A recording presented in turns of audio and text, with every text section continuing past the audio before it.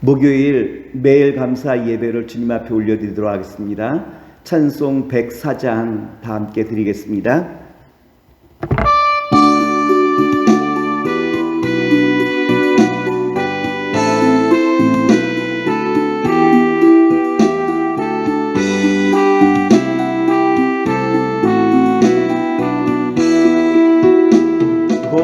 고도소서 임마누엘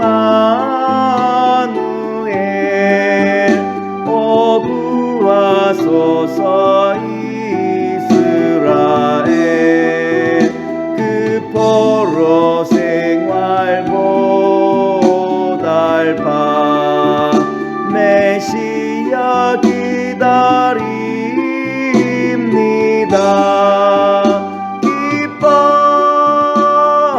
기뻐라 이스라엘 곧 오시리라 임마누엘. 오늘은 동방박사의 믿음이라 라고 한 제목으로 마태복음 2장 1절로부터 11절의 말씀을 가지고 말씀을 함께 나누는 복된 시간 되기를 기도하겠습니다. 성경에 보면 예수님께서 탄생하시던 그때 큰 별이 나타났음을 우리에게 알려주시고 있죠. 큰 별의 의미란 메시아 혹은 큰 왕이라든지 아니면 구원자가 이 땅에 탄생할 것을 예고하는 바로 이와 같은 의미라고 말씀을 드릴 수 있지 않겠습니까?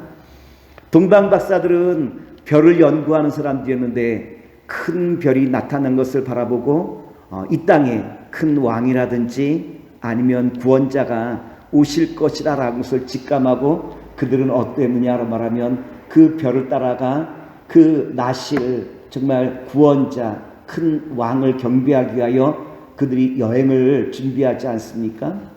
근데 이 여행이라고 한 것이 하루에 이틀에 끝날 문제가 아니었기에 어떤 면에서 보면 한 달, 두 달 그보다 더 오랜 기간의 그 여행길이었기에 그들은 이미 지위라든지 신분이 안정된 사람이라 정말 이와 같은 모험할 이유가 전혀 없는 사람이었음에도 불구하고 그들은 예수님을 영접하기 위하여 그 별을 따라가는 일대 모험을 그들이 거행하고 있는 것을 우리가 성경 말씀을 통해서 읽어볼 수 있어요.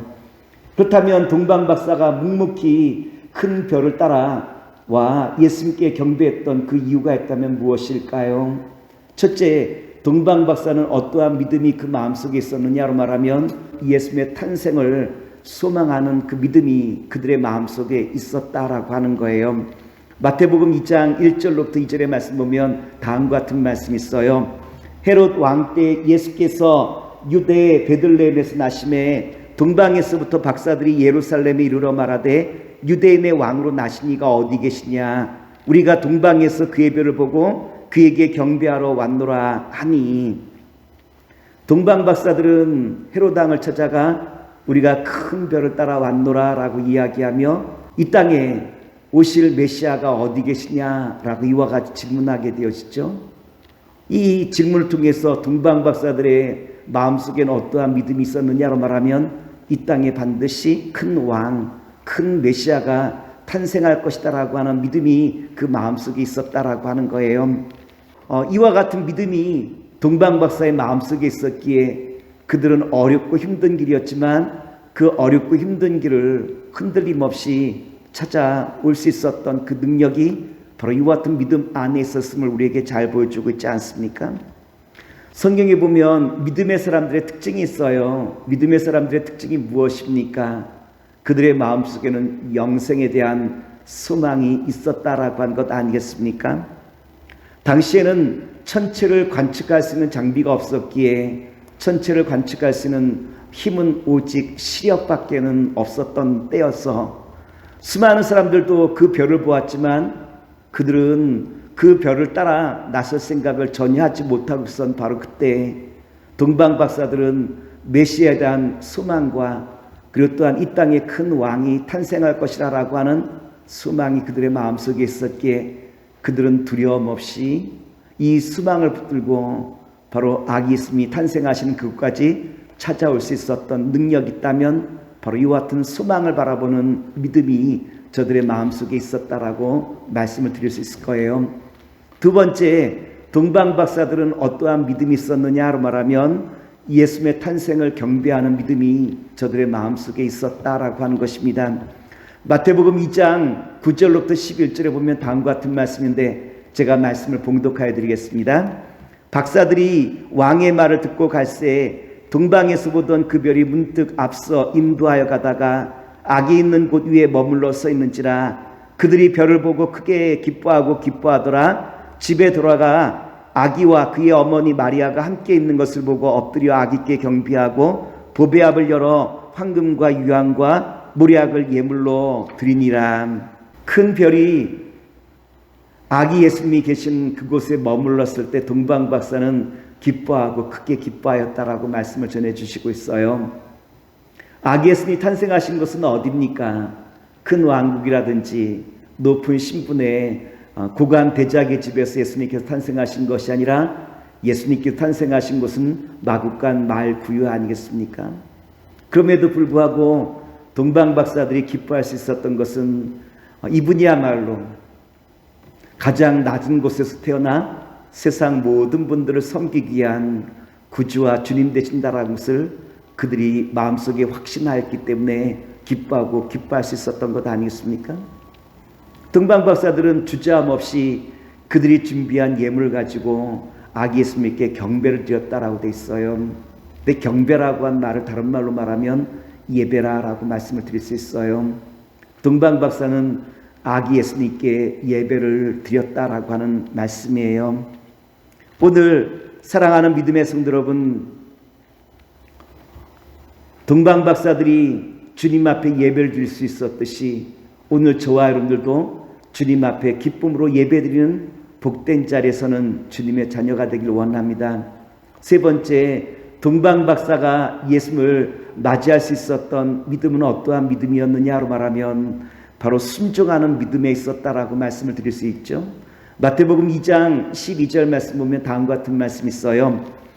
그들이 꿈에 헤롯에게로 돌아가지 말라 지시하심을 받아 다른 길로 고국에 돌아가니라.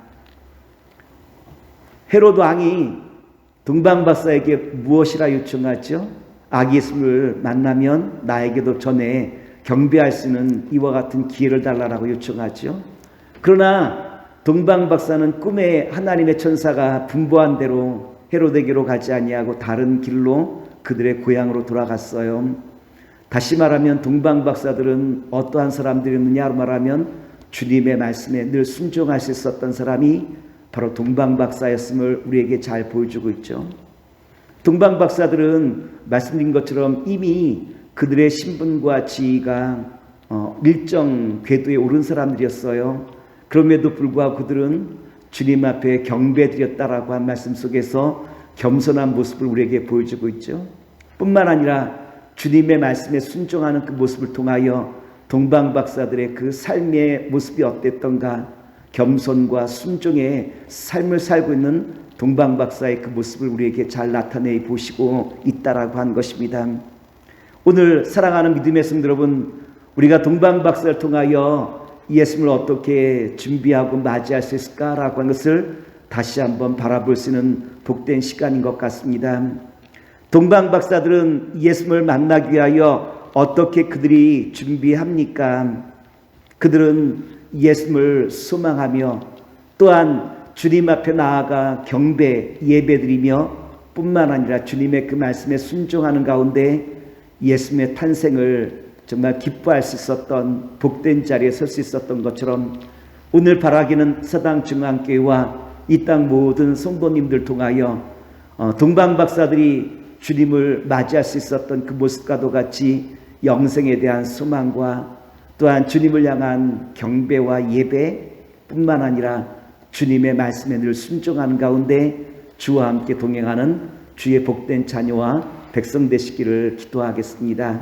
기도합니다. 사랑의 주님, 오늘 동방 박사가 우리에게 보여주신 영생에 대한 소망과 또한 주님을 향한 경배, 예배드리는 삶의 모습과 뿐만 아니라 늘 주님의 말씀에 순종하였던 동방 박사들을 통하여 첫 성탄의 그 계절 주님을 영접할 수 있었듯이 오늘 우리 서당중앙교회 이 땅 모든 교회와 성도를 통하여 주님을 맞이하고 영접하는 복된 자리에 설 수 있도록 늘 도와주시옵소서. 예수의 이름으로 감사하며 기도나이다. 아멘.